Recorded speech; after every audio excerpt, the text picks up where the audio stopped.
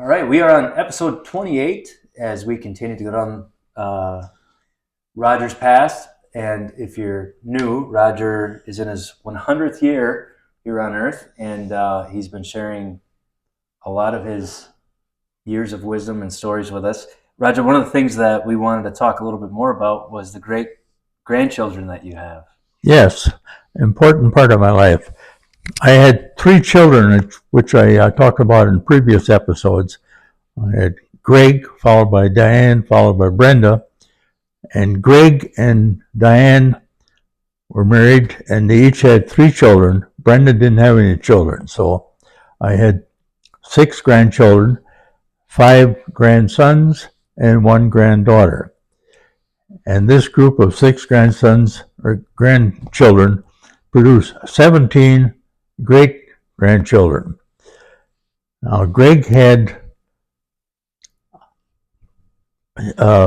Kristen was born first. She was born in 1980, followed by Jason and Brian, who were twins. They were born in 1982. How can I remember those dates? I remember he had a Ford car that had a digital door lock, and it was 80823. That meant one was born in 80, two were born in 82, and he had three total. So that's quite an odd way to remember when the kids were born. Kristen had two girls, Emma and Ava, and they also had a son who was born full term. I think he was strangled with the umbilical cord, which was a sad situation for us. So he died before or in the middle between Emma and Eva. Kevin was the son of Jim, who was married to Diane, had four children. The oldest was Emily. She's going to be starting college, I think, this fall. And Megan, she's a star volleyball player. And Tyler scored a three-point goal with 2 seconds left, and they were 2 points behind last Saturday. So I just happened to receive a picture of that from my son-in-law at the game, and you can hear the whole family screaming, which is quite an event. And then the youngest one is Hayes, and they gave him a middle name, Rogers. So I have Roger in one of the family names of my great-grandkids. And we have Nathan. He had four children. He had, have to get this squared away now, he had twin sons, Aaron and Jonah. They're, I think, probably a junior in high school, either a sophomore or junior in high school. And we have Emily, who enlisted in the Army. She enlisted for 6 years. She's being trained as a radiologist. She started out in San Antonio and then went to, I believe, Virginia, and now she's in Georgia and still going to school and doing some actual work in the, I think it's Fort Meade Hospital in Georgia. And Micah, he's the oldest of Nathan and Jamie's children. He's I guess you'd call a superintendent of a big apartment house, takes care of all the various problems associated with having rental units in a unit. He can fix anything. He wasn't too interested in school, but if you want new brakes put in your car, he can do it for you. And he's very good at fixing anything, which fits in very well with being a superintendent of an apartment house. Now, who have we forgot? We got Diane, was married to Jim.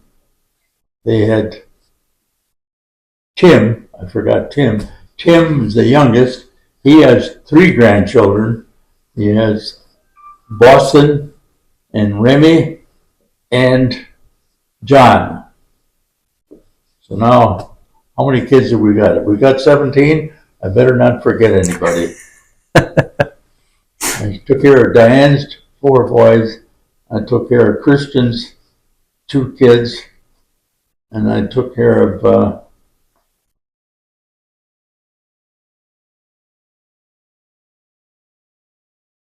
think I have everybody.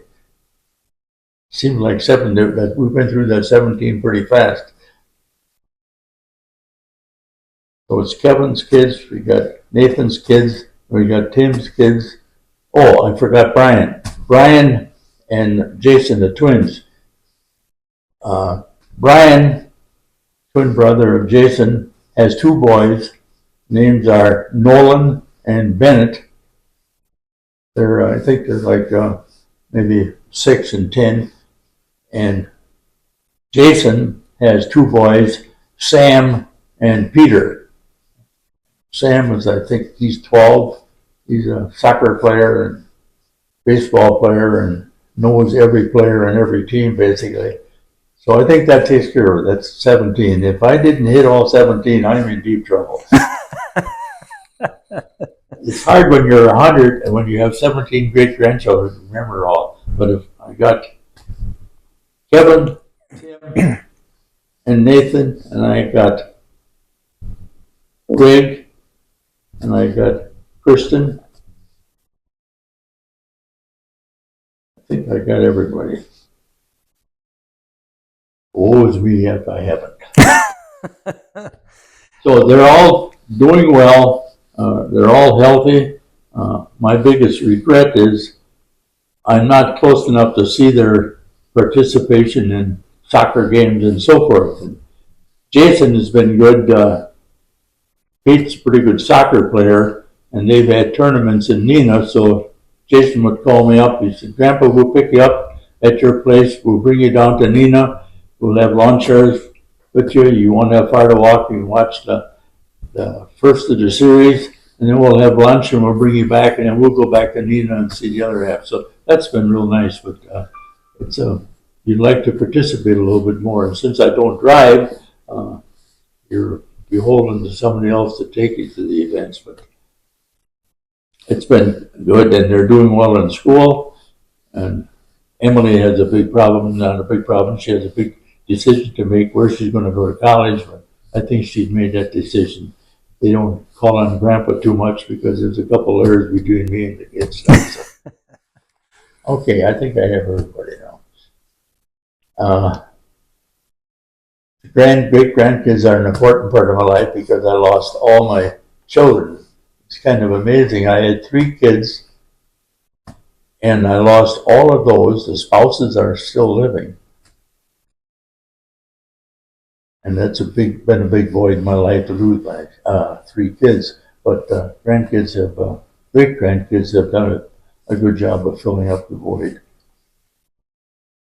Now, what else can we talk about on the children? I think that takes care of them pretty well. Where are most of them living today? Nathan and Jamie, he works for the National Resource Conservation Service, a part of the USDA, the Department of Agriculture. And like I said in one of the previous videos, he's taken advantage of every opportunity that appeared on the bulletin board and taken interviews, and he's gone from Wisconsin to Utah or Wyoming to Utah to Florida, and I think came back to Wisconsin, went back to Florida.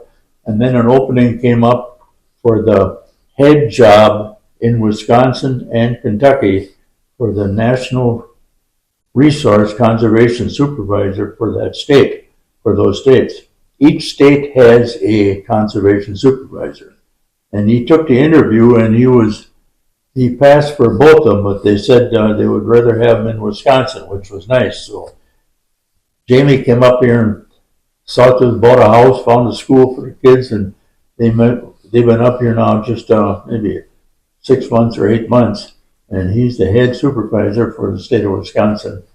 And each county has a supervisor also, but the Musk budget cutting deal reduced his staff quite a bit, but I talked to him today and he said things are working out okay.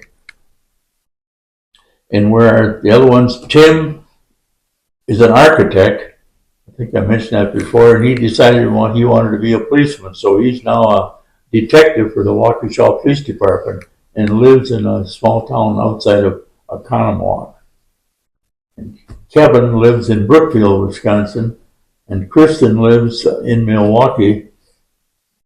And Jason and Brian live in Wanakee. Jason is a risk manager for Kuna, and Brian is a consulting engineer for a Madison firm. So they all live close and yet not close enough to walk. I mean, it's 100, 150 miles away, so I don't see him too much. But this morning I had a call from Nathan. He's got day off because it's President's Day, so it was nice that he called me and we talked for 20 minutes on the phone. So, a good family, but I lost my kids in between. It's been a tough job for me because in a place like this senior living facility, most of the people that are residents here have sons and daughters that take care of all their needs, but I've lost that level of people in my family. And of course, your grandchildren are another generation away, but Jason is a good finance man. He's been very helpful to me and takes care of any problems that I have, but it still isn't as nice as having somebody come in here and bring you something or say, what do you need for this or for that? But we're getting by. I'm still independent living in New Perspective. And the oldest person in New Perspective. Oldest in more ways, oldest person, period. I'm not the oldest in time spent here, but I'll have 4 years in July. So that's my grandkids, great grandkids. All right. Good family.